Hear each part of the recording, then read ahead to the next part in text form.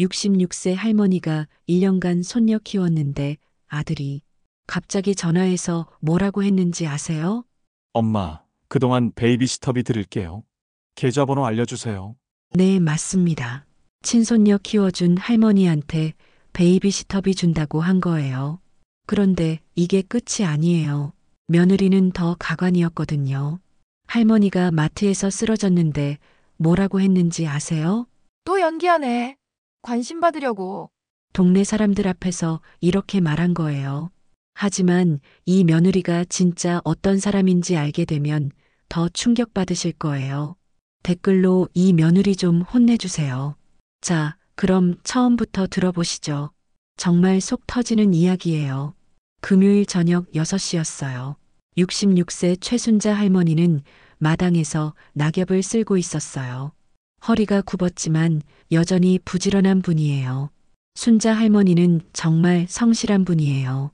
새벽에도 5시면 일어나서 하람이 이유식 준비하고 빨래하고 청소하고 하람이가 오기 전까지 집 안정리를 완벽하게 해놓으시거든요. 아이고, 벌써 이렇게 많이 떨어졌네. 그때 핸드폰이 울렸어요. 이웃집 김여사였어요. 순자 씨, 혹시 지금 시간 있어? 김여사 목소리에 뭔가 조심스러운 느낌이 있었어요. 마치 나쁜 소식을 전해야 하는 사람의 목소리 같았거든요. 왜 무슨 일이야? 그게 혹시 하람이 돌잔치 갔다 왔어? 우리 동네 맘 단톡방에 사진이 올라왔던데. 여러분, 이때 순자 할머니 표정이 어땠을지 상상이 되시나요? 돌잔치요? 무슨 소리예요? 하람이는 순자 할머니의 유일한 손녀예요. 올해 막돌이 된 예쁜 아이죠. 순자 할머니는 하람이가 태어나는 순간부터 온 마음을 다해 키워왔어요. 정말 애지중지했죠. 어머, 그럼 몰랐구나. 잠깐만, 내가 캡처해서 보내줄게. 몇 분 후 카톡으로 날아온 사진을 본 순자 할머니. 정말 충격을 받았어요. 화면 속에는 분명히 하람이었어요. 분홍색 한복을 입고 꽃관을 쓴 채 웃고 있는 그 아이, 틀림없이 자신의 손녀였죠. 이게 언제 찍힌 거지? 손가락으로 화면을 확대해 보니 더욱 충격적인 장면들이 눈에 들어왔어요. 호텔 연회장으로 보이는 넓은 공간, 화려하게 장식된 테이블들, 그리고 하람이 첫 생일 축하합니다 라고 적힌 대형 현수막까지.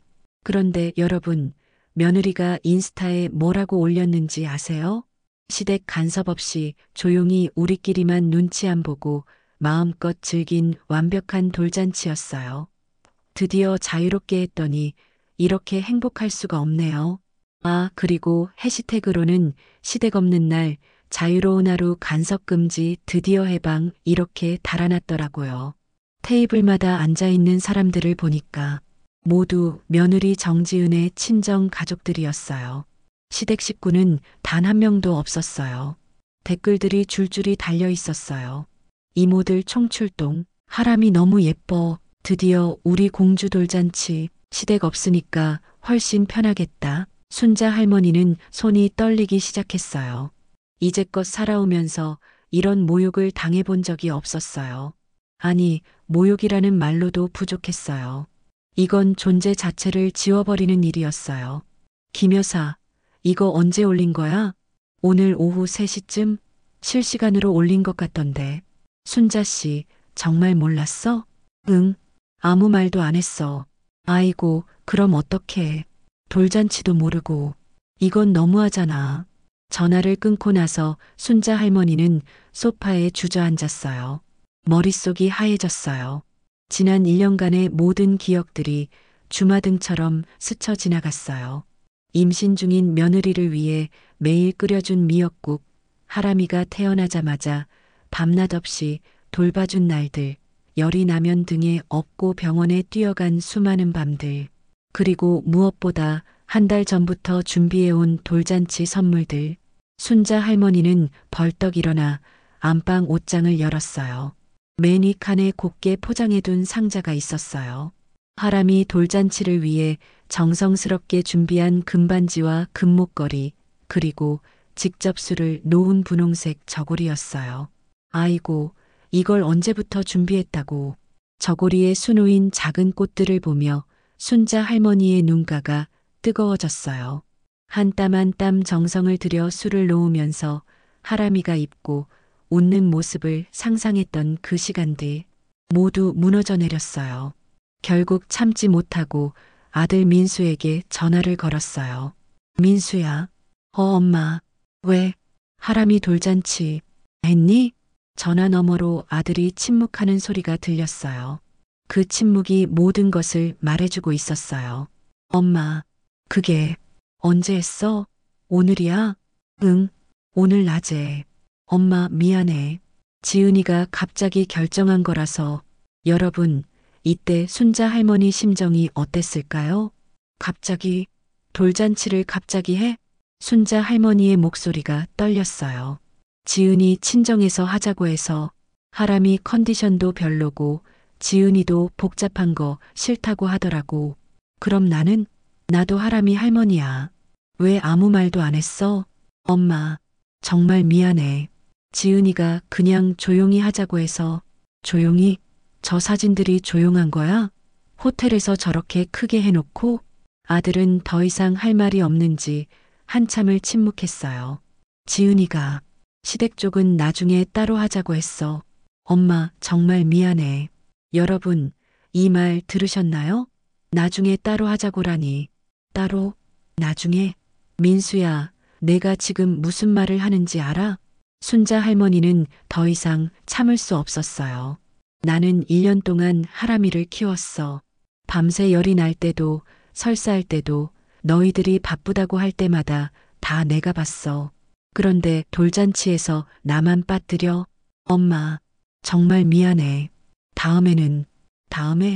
다음에가 언제야? 하람이 돌잔치는 오늘 한 거 아니야? 전화를 끊고 나서 순자 할머니는 소파에 털썩 앉았어요. 가슴이 답답하고 숨이 막혔어요. 그런데 여러분, 이게 끝이 아니었어요. 더 충격적인 후속 사건들. 저녁 무렵 김 여사에게서 다시 전화가 왔어요. 순자 씨 미안한데 또 올라온 게 있어. 뭐가? 지은이가 인스타 스토리에 또 올렸는데 김 여사가 보내준 캡처를 보니까 정지은이 친구들과 카페에서 찍은 사진이었어요. 그런데 캡션이 시어머니 눈치 안 보고 돌잔치 하니까 이렇게 행복할 수가 없어요. 역시 우리끼리가 최고. 여러분, 이게 말이 돼요? 돌잔치 당일에 이런 글을 올리는 거예요? 순자 할머니는 그 순간 모든 걸 깨달았어요. 이건 단순한 실수나 깜빡한 게 아니었어요. 의도적으로 자신을 배제한 거였어요. 그럼에도 계속된 일상. 돌잔치 사건이 있은 지 일주일이 지났지만 순자 할머니의 일상은 달라지지 않았어요. 아니, 정확히 말하면 달라질 수 없었어요. 매일 아침 8시가 되면 어김없이 초인종이 울렸고 현관문 너머로 며느리 정지은의 목소리가 들렸어요. 어머님, 오늘도 부탁드려요. 저희는 늦어질 것 같아요. 하람이 낮잠은 1시쯤 재워주시고 간식은 냉장고에 준비해뒀어요. 순자 할머니는 문을 열고 하람이를 안아드렸어요. 그 사이 발걸음 소리가 빨라지며 계단을 내려가는 소리가 들렸어요. 아이는 천진난만하게 웃으며 할머니 하고 달려들었어요. 그래, 우리 하람이 왔구나. 하지만 아이를 안으면서도 마음 한구석은 여전히 아팠어요. 돌잔치에서 자신만 제외된 그날의 기억이 아직도 생생했거든요. 그런데 여러분, 며칠 후에 더욱 충격적인 일이 벌어졌어요. 어느 화요일 새벽 2시 순자 할머니는 급하게 옷을 입어야 했어요. 하람이에게서 갑자기 고열이 났다는 전화를 받았거든요. 어머님, 하람이가 39도까지 올라갔어요. 지금 당장 오실 수 있나요? 지금 새벽 2시에 민수는 출장 가서 없고 저는 운전을 못해서 어머님이 데리고 병원에 가주셔야 할 것 같아요. 여러분, 이게 말이 돼요? 아이 엄마는 있는데 운전을 못한다고 새벽 2시에 할머니를 부르는 거예요. 순자 할머니는 잠옷 위에 겉옷을 걸치고 택시를 불렸어요. 아들 집에 도착하니 하람이는 열에 달아서 칭얼거리고 있었고 며느리는 당황한 채로 서 있었어요. 어머님, 정말 감사해요. 저는 병원에 같이 못 가요. 내일 아침 일찍 프레젠테이션이 있어서. 여러분, 이 말 들으셨나요? 뭐라고? 아픈 애를 두고? 어머님이 더 경험이 많으시잖아요. 회사에서 전화 드릴게요. 그렇게 순자 할머니는 밤새 응급실에서 하람이를 돌봤어요. 열이 내리지 않아 링거를 맞는 아이 곁에서 밤을 새우며 간호사들은 모두 그녀를 엄마로 착각했어요. 어머니, 아이가 많이 좋아졌네요. 집에서 충분히 휴식시켜 주세요. 순자 할머니는 쓰게 웃으며 고개만 끄덕였어요. 엄마라는 말이 이상하게 귀에 걸렸어요. 실제 엄마는 집에서 잠을 자고 있는데 말이에요. 그런데 정말 어이없는 건 며느리에게서 온 메시지였어요. 어머님, 하람이 컨디션 어때요? 저는 회의 중이라 못 받아요. 아침 9시에 온 메시지였어요. 밤새 병원에서 지새운 걸 알면서도 이런 메시지를 보내는 거예요. 그런데 며칠 후에 더 어이없는 일이 벌어졌어요. 순자 할머니가 동네 마트에서 장을 보고 있는데 며느리가 친구들과 함께 왔더라고요. 그런데 며느리가 친구들한테 뭐라고 하는지 들어보세요. 우리 시어머니, 솔직히 말하면 무료 베이비시터야. 애 봐달라고 하면 싫다는 말도 못하고 참 편해. 친구들이 웃으면서 그래도 가족인데라고 하니까 가족이라서 더 이용하기 쉬운 거 아니니? 돈도 안 들고 요즘 베이비시터 한 달에 200만 원인데 공짜로 쓰잖아. 그러면서 킥킥거리며 웃더라고요. 그런데 가끔 관심 받으려고 그러는 게 좀 그래. 애 키워준다고 하면서 사실은 자기가 더 관심 받고 싶어 하는.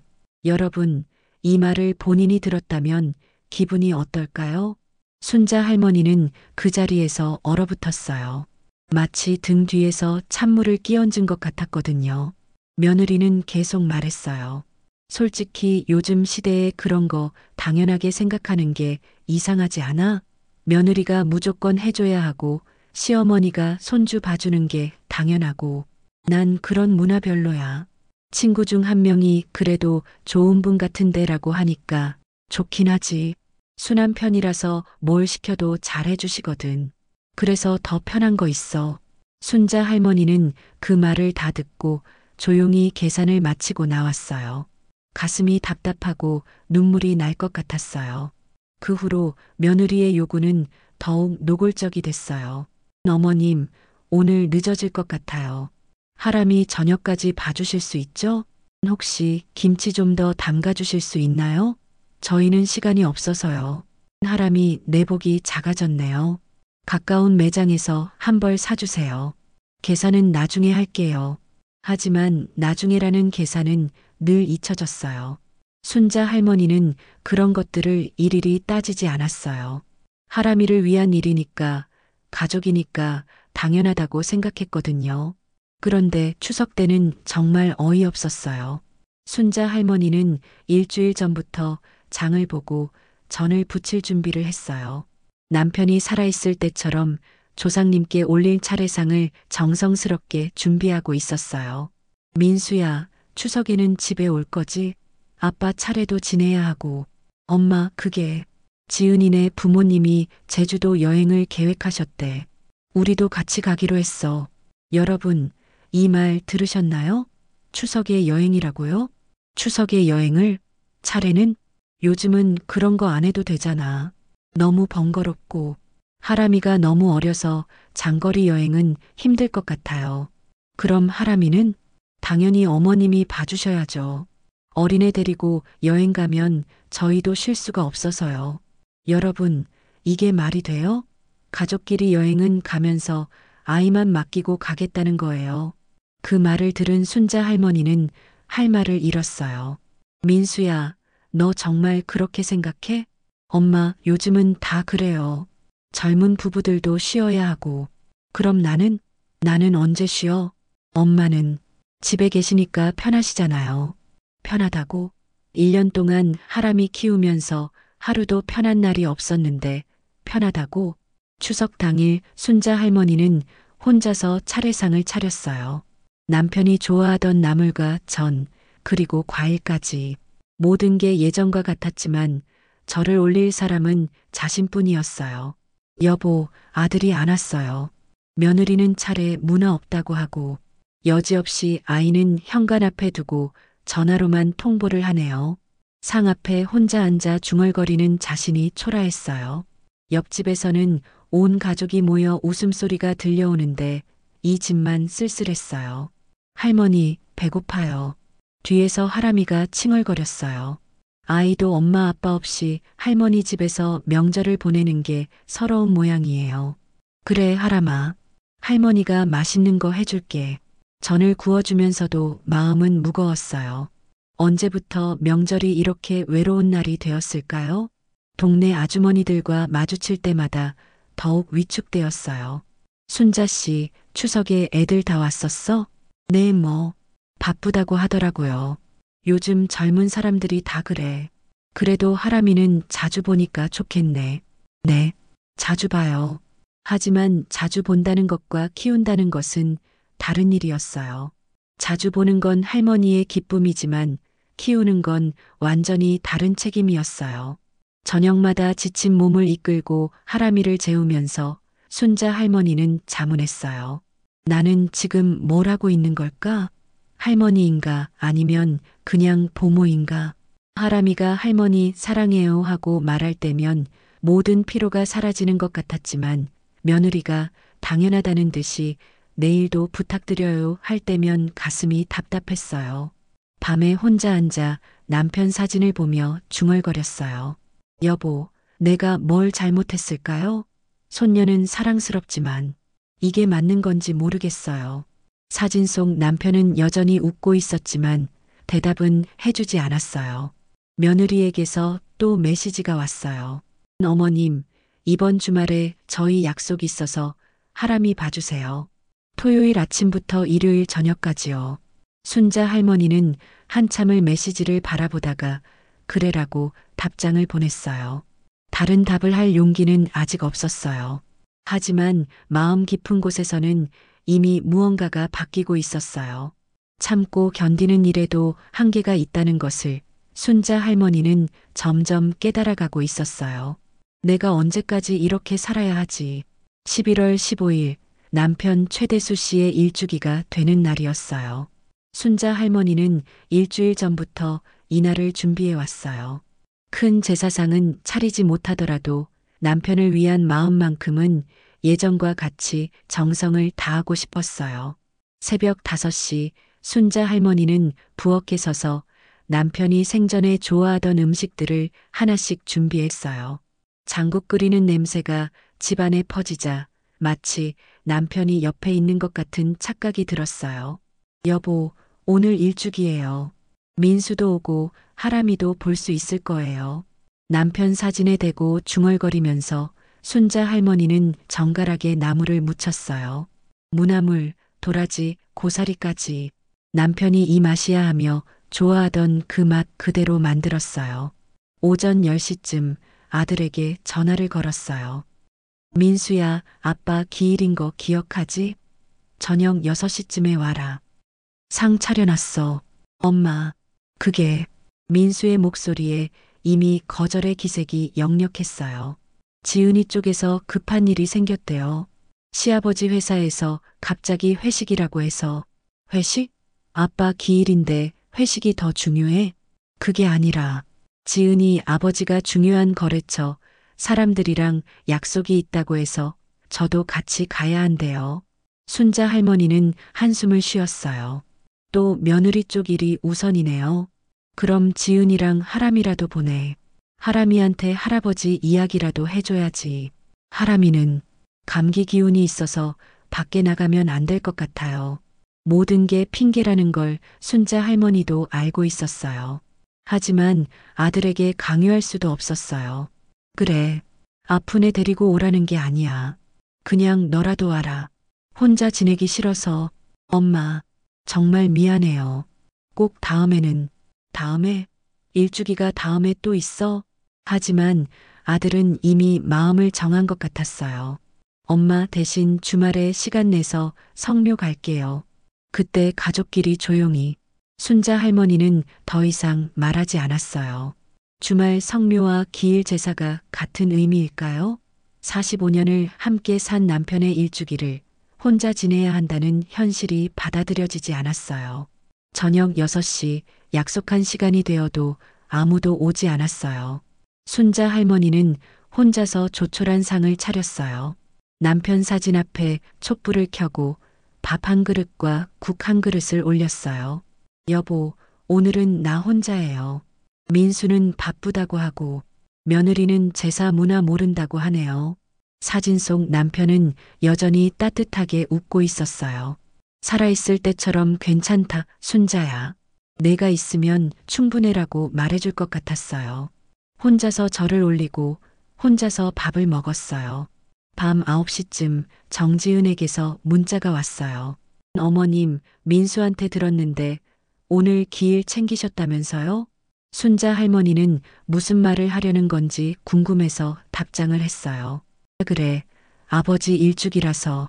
잠시 후 온 답장을 보고 순자 할머니는 핸드폰을 떨어뜨릴 뻔했어요.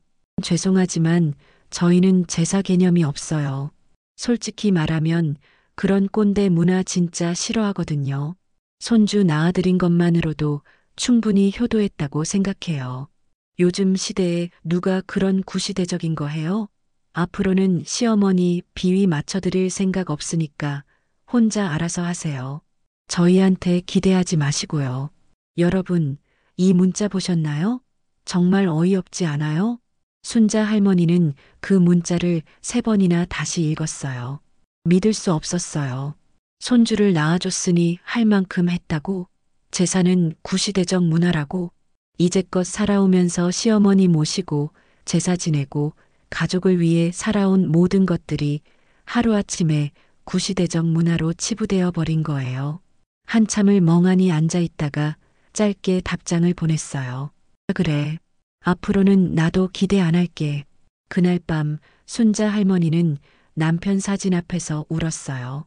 여보, 내가 뭘 잘못했을까요? 며느리 눈치는 눈치대로 보고 제가 왜 이런 말을 들어야 하죠? 사진 속 남편은 대답하지 않았지만 순자 할머니에게는 그의 목소리가 들리는 것 같았어요. 순자야, 이제 그만해도 돼. 내 인생을 살아. 하지만 아직은 용기가 나지 않았어요. 하람이가 걱정됐거든요. 남편 기일 사건이 있은 지 사흘이 지났지만 순자 할머니는 여전히 하람이를 돌보고 있었어요. 화요일 오전 하람이가 운동화를 신고 현관 앞에 서서 울고 있었어요.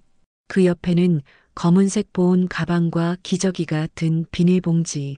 하람아, 또 혼자 왔어? 할머니, 엄마가 급하다고 그냥 가버렸어요. 이번에도 역시 부모는 보이지 않았어요. 전화 한 통도 없이, 인사도 없이 그냥 아이만 던져놓고 간 거예요. 그런데 이번에는 하람이 가방에 포스트잇이 붙어 있었어요. 어머님, 급한 회의라 인사도 못 드리고 갑니다. 오늘 늦어질 예정이니 저녁까지 부탁드려요. 기저귀 떨어져 가니까 대형마트에서 사주세요. 영수증 챙겨두시고요. 우유는 데워서 주시고 낮잠은 일시에 재워주세요. 감사합니다. 여러분, 이거 진짜 어이없지 않아요? 포스트잇으로 육아 지시사항을 적어서 아이한테 붙여놓고 간 거예요. 그 순간 피가 거꾸로 솟는 듯한 분노가 치밀었어요. 그런데 여러분, 며칠 후에 정말 어이없는 일이 또 벌어졌어요. 민수에게서 전화가 왔어요. 엄마, 하람이 잘 있어? 잘 있어. 그런데 민수야. 엄마 미안한데 부탁이 하나 있어. 지은이가 요즘 정말 힘들어해서 또 부탁이 있어요. 무슨 부탁인데? 다음 달까지만 하람이 좀 더 맡아줄 수 있어? 지은이가 새 프로젝트 때문에 정신이 없대. 그리고 여러분, 이제 나오는 말을 들어보세요. 정말 어이없어요. 그리고 엄마, 그동안 베이비시터비로 요즘 애 보는 이모들 시급이 시간당 2만 원이래요. 엄마는 가족이니까 1만 원만. 계좌번호가 302로 시작하는 거 맞죠? 농협 통장 말이에요. 아, 그리고 세금 계산서는 못 드려요. 그 순간 세상이 조용해졌어요. 순자 할머니는 핸드폰을 귀에 대고 있었지만 아무 소리도 들리지 않는 것 같았어요. 뭐라고? 엄마, 그동안 하람이 봐주시느라 고생 많으셨으니까 베이비시터비 좀 드리려고. 얼마면 될까요? 여러분, 이게 말이 돼요? 할머니가 손녀 돌보는 것에 베이비시터비를 준다고요? 순자 할머니는 핸드폰을 내려다봤어요. 정말로 지금 아들이 그런 말을 한 걸까요? 지난 1년간의 모든 것들이 주마등처럼 스쳐 지나갔어요. 밤새 열이 나는 하람이를 업고 병원에 뛰어간 날들, 기저귀를 갈아주고 우유를 끓여주던 새벽들, 아이가 첫 걸음을 뗄 때 함께 기뻐했던 순간들, 그 모든 사랑과 정성이 단 내 음절로 가격이 매겨진 거예요. 계좌번호. 민수야. 네, 엄마. 그 말을 지금 진짜로 하는 거니? 엄마, 무슨 말씀이세요? 그동안 고마우니까. 고마우면 고맙다고 말로 하는 거지. 돈으로 하는 거야? 엄마, 그게 아니라. 요즘 세상에는 이런 게 당연하고. 당연해? 할머니가 손녀 돌보는 게 돈을 받고 하는 일이야? 순자 할머니의 목소리가 떨렸어요. 엄마, 저희가 잘못 생각했나요? 잘못 생각한 게 아니라 아예 생각을 안 한 거지. 나를 뭘로 봤는지 이제 알겠어. 엄마, 그래. 이제는 나도 계좌번호만 꺼내놓을게. 내 마음 대신에 베이비시터 비용 남들처럼 다 보내라. 순자 할머니는 전화를 끊었어요. 손이 심하게 떨리고 있었어요. 분노라기보다는 절망에 가까웠어요. 거실에서 하람이가 블록을 가지고 놀고 있었어요. 할머니, 이거 봐요. 성 만들었어요. 그래, 잘했다. 하지만 목소리가 나오지 않았어요. 하람이는 아무것도 모르고 천진난만하게 웃고 있었는데 그 웃음이 더 이상 기쁘지 않았어요. 그런데 정말 어이없는 건 그날 저녁에 또 정지은에게서 메시지가 온 거예요. 정지은 어머님, 혹시 모르니까 미리 말씀드리는데요. 이번 주말에 저희 동창회 있어서 하람이 맡아주실 수 있나요? 토요일 아침부터 일요일까지요. 베이비시터비 좀 더 드릴게요. 순자 할머니는 그 메시지를 보고 정말 어이가 없었어요. 베이비시터비 줄 테니 또 주말 내내 아이를 맡기라고요? 이제 정말 그만이야. 마음속으로 중얼거렸어요. 그런데 여러분, 상상도 못한 사건이 또 벌어졌어요. 이게 진짜 마지막 계기가 된 거죠. 어느 토요일 오후 순자 할머니는 하람이와 함께 마트에 갔어요. 하람이 우유도 떨어지고 기저귀도 사야 했거든요. 장을 다 보고 계산대에서 줄을 서고 있는데 갑자기 어지러워서 주저앉았어요. 혈압이 갑자기 올라간 것 같더라고요. 요즘 스트레스를 너무 많이 받아서 그런가 봐요. 마트 직원이 달려와서 의자를 가져다 주고 주변 사람들이 걱정스럽게 둘러쌌어요. 할머니, 괜찮으세요? 119 불러드릴까요? 물 좀 드릴까요? 동네 아주머니들이 모두 걱정해주는 모습에 순자 할머니는 마음이 따뜻해졌어요. 그때 마침 며느리 정지은이 친구와 함께 나타났어요. 하람이가 엄마 하고 달려갔죠. 드디어 며느리가 왔으니까 이제 괜찮겠다 싶었는데. 그런데 며느리가 뭐라고 했는지 아세요? 아, 또 이러네. 관심 받으려고 연기하는 거예요. 맨날 이래요. 주변 사람들이 다 듣고 있는데 이렇게 말한 거예요. 시어머니가 이런 식으로 관심 끌려고 하시거든요. 애 키워준다고 하면서 사실은 자기가 더 관심 받고 싶어 하는. 마트 아주머니가 그래도 어르신이 아프신데 라고 하니까 괜찮아요. 집에 가면 멀쩡해져요. 연기예요, 연기. 이런 식으로 한 번 더 봐달라고 하는 거거든요. 그러면서 친구한테는 진짜 피곤해 죽겠어. 하람이 데리고 다니기도 힘든데 시어머니까지 챙겨야 하니까라고 속삭였어요. 여러분, 이게 말이 돼요? 동네 사람들 앞에서 시어머니를 연기한다고 말하는 거예요. 그 자리에 있던 사람들 표정이 얼마나 충격적이었는지 한 아주머니가 중얼거렸어요. 저런 며느리가 어디 있어? 또 다른 분은 아무리 그래도 어른을 저렇게 하면서 고개를 젓더라고요. 순자 할머니는 그 순간 너무 창피하고 화가 나서 벌떡 일어났어요. 어지러운 것도 있고 그냥 일어났죠. 하람아, 할머니 집에 가자. 어머님 괜찮으세요? 제가 태워드릴까요? 며느리가 마지못해 물어봤지만 순자 할머니는 대답도 하지 않았어요. 그냥 하람이 손을 잡고 집으로 걸어갔어요. 뒤에서 며느리가 어머님 하고 부르는 소리가 들렸지만 돌아보지 않았어요. 그날 오후 동네 아주머니들이 하나둘씩 안부 전화를 걸어왔어요. 순자 씨, 괜찮아? 아까 마트에서, 응, 괜찮아. 그런데 며느리가 너무했어. 아무리 그래도 어른을 그렇게 말하는 게 어디 있어? 맞아. 우리 다 들었어. 정말 어이없더라. 순자 씨가 얼마나 하람이 잘 봐주는데 그런 말을 듣다니. 동네 사람들이 모두 며느리를 비판하는 모습에 순자 할머니는 마음이 복잡했어요. 한편으로는 고마웠지만 한편으로는 더 창피했어요.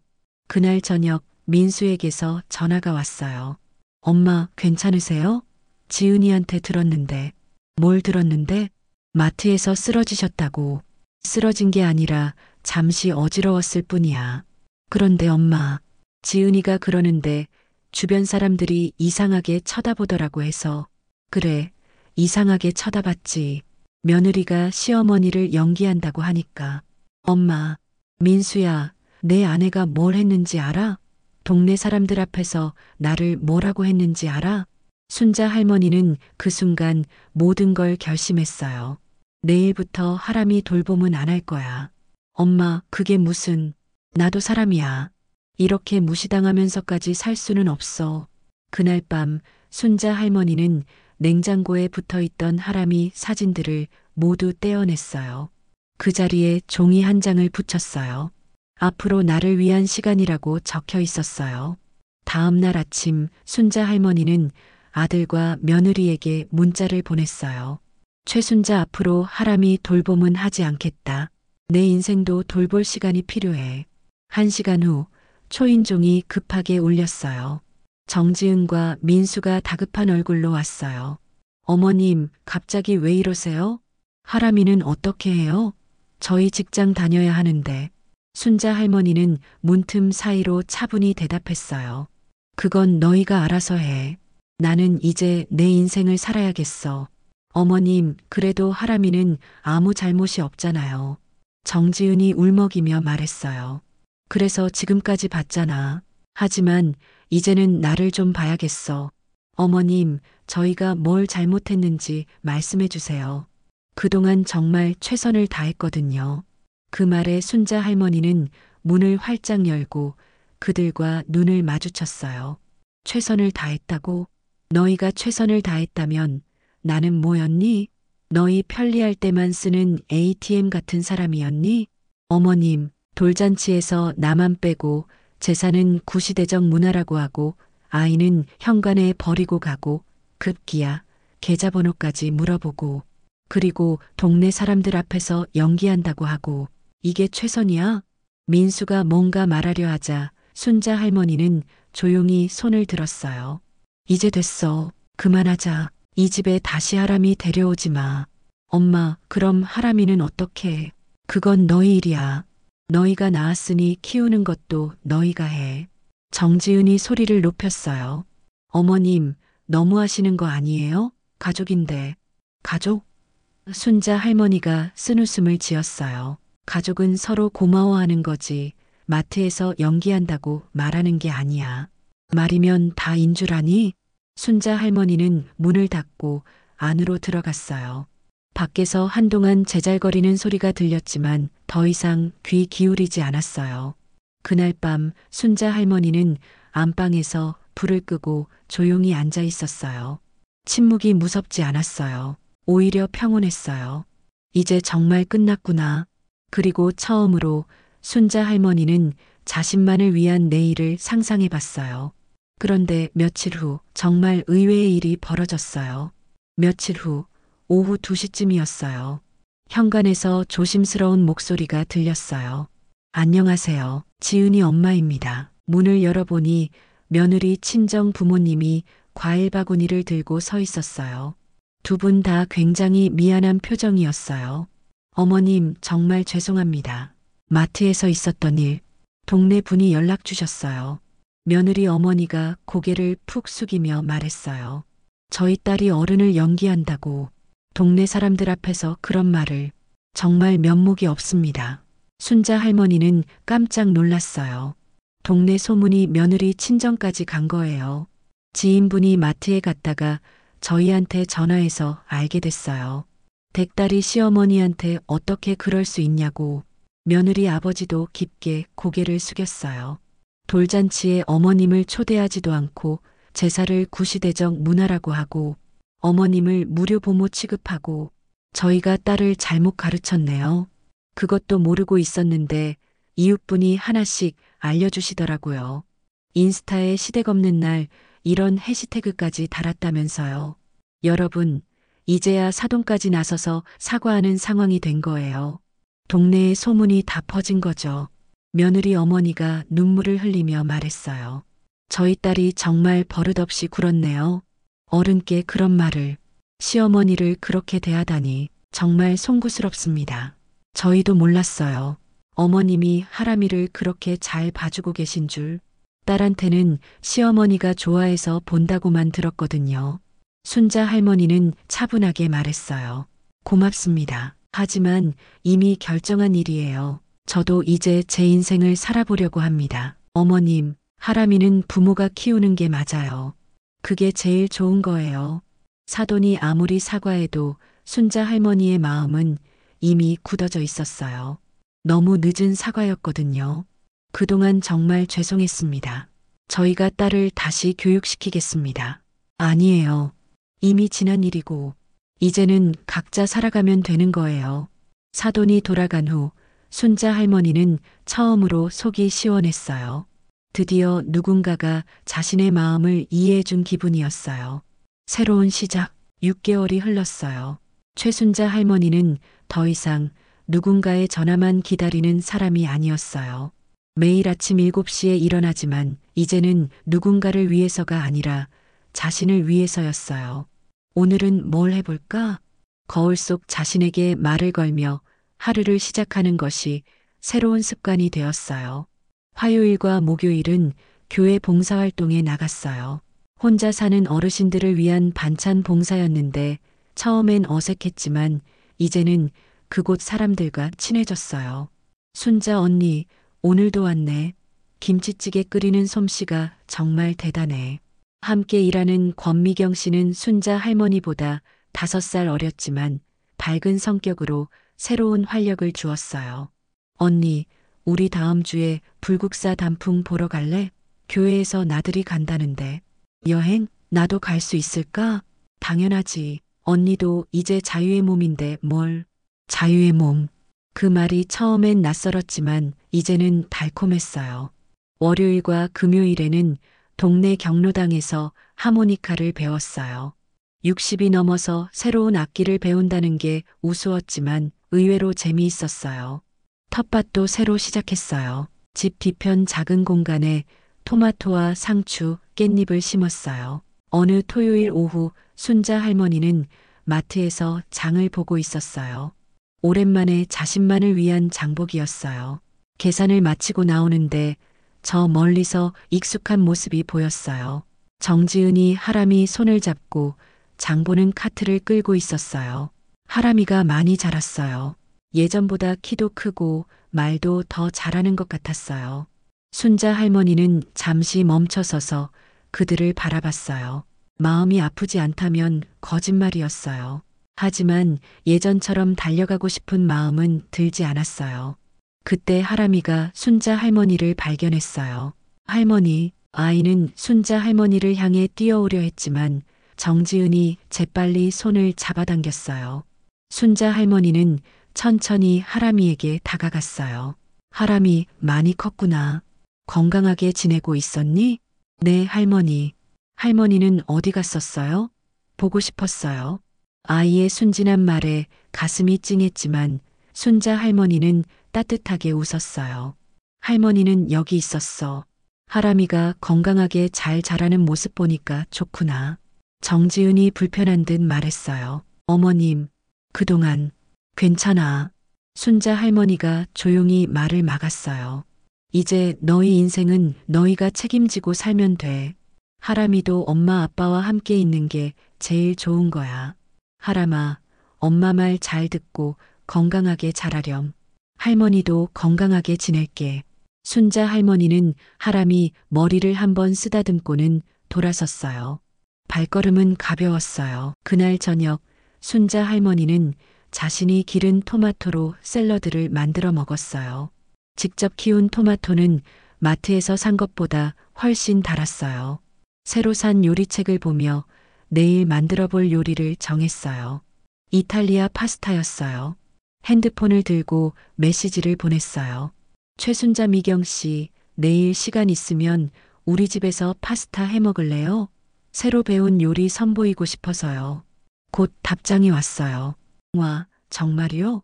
언니 요리 완전 맛있는데 몇 시에 갈까요? 6시쯤 어때요? 하모니카도 들려드릴게요. 순자 할머니는 거울을 봤어요. 6개월 전과는 완전히 다른 모습이었어요. 눈에 생기가 돌았고 입가에는 자연스러운 미소가 머물러 있었어요. 순자야, 이제 진짜 내 인생이 시작된 거야. 거울 속 자신에게 말을 걸었어요. 다음 주에는 불국사 여행이 있고 다음 달에는 하모니카 발표회도 있어요. 그리고 내년에는 제주도 여행도 계획하고 있어요. 60이 넘어서 이런 설렘이 있을 줄이야. 혼자 중얼거리며 웃었어요. 순자 할머니는 안방으로 들어가서 일기장을 펼쳤어요. 3개월 전부터 시작한 새로운 습관이었어요. 오늘도 좋은 하루였다. 토마토가 더 빨갛게 익었고 하모니카 연습도 잘 됐다. 하람이도 건강해 보였고 나도 마음이 편했다. 내일은 미경 씨와 파스타를 해 먹을 예정이다. 행복하다. 일기를 쓰고 나니 마음이 더욱 평온해졌어요. 창밖으로 바람이 불어와 커튼을 살랑거렸어요. 따뜻한 바람이었어요. 순자 할머니의 집도 이제 새로운 이야기를 써나가고 있었어요. 누군가를 위한 희생의 이야기가 아니라 자신을 위한 행복의 이야기를.